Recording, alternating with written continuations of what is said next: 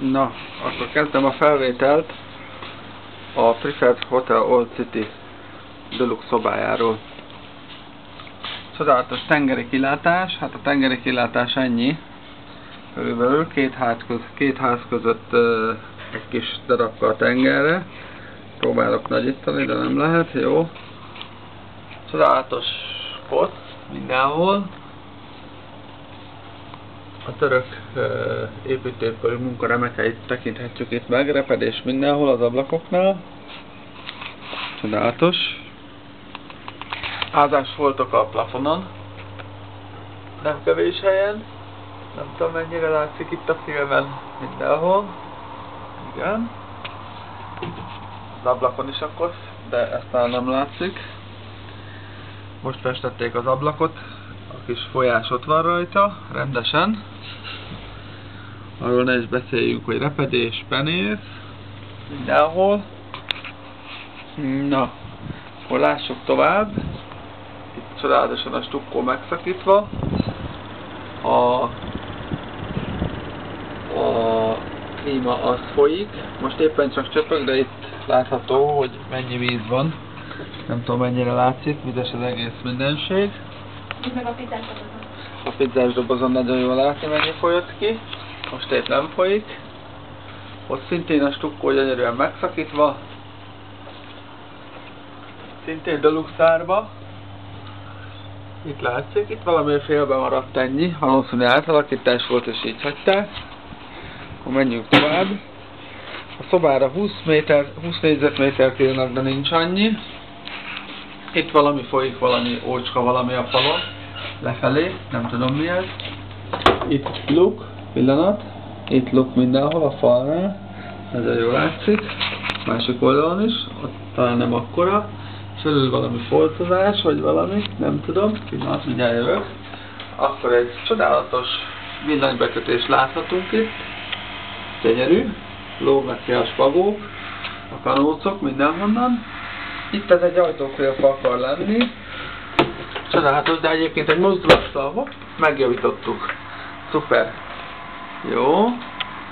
Akkor lássuk ezt a csodálatos ajtót, ami körülbelül becsukni se lehet. Jó erőből nyomjad, hogy lássák, hogy mozog. Így. Jó. Nyomjad. Ennyit mozog, így felülnézetből, remélem látni. Jó, akkor jövünk a fürdőbe. A fürdő, az is csodálatos. Itt egy spotlámpának a helye. Tehát így átlátunk a spotlámpán. Fölülről is megpróbálom mutatni, hogy mi van. Mi nincs. Úgy. Jó. Itt egy csodálatos, szuper, hiper zuhanykabin, ami tulajdonképpen földobná egy kicsit az egész szállót, de sajnos semmilyen funkciója, itt van on-off, semmilyen funkciója nem működik, se ventilátor, se reset, se tune, semmi az ég a világon, semmi, sima zuhanyzóként üzemel. Na most, lássuk még a többi szépségeket, lássunk egy csodálatos fugát ismét, a repedéseket a falon, bizonyos repedés az egész, kicsit távolítunk és nézzük meg a csodálatos falat, ahol szintén szürke folyások vannak lefelé, mindenhol folyik, hát jó, végülis nem olyan rossz, ez van, ezt kell szeretni. A sarok.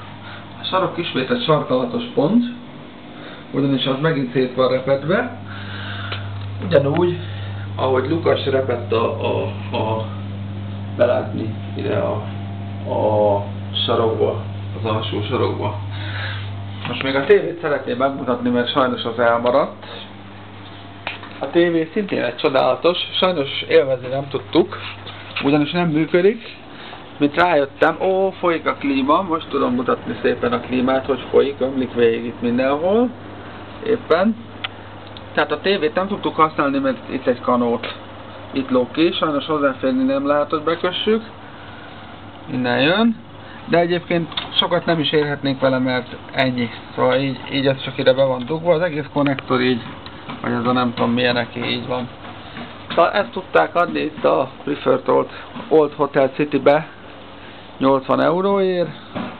tengeri kilátással, ahogy még egyszer megmutatok. Itt a tengeri kilátás.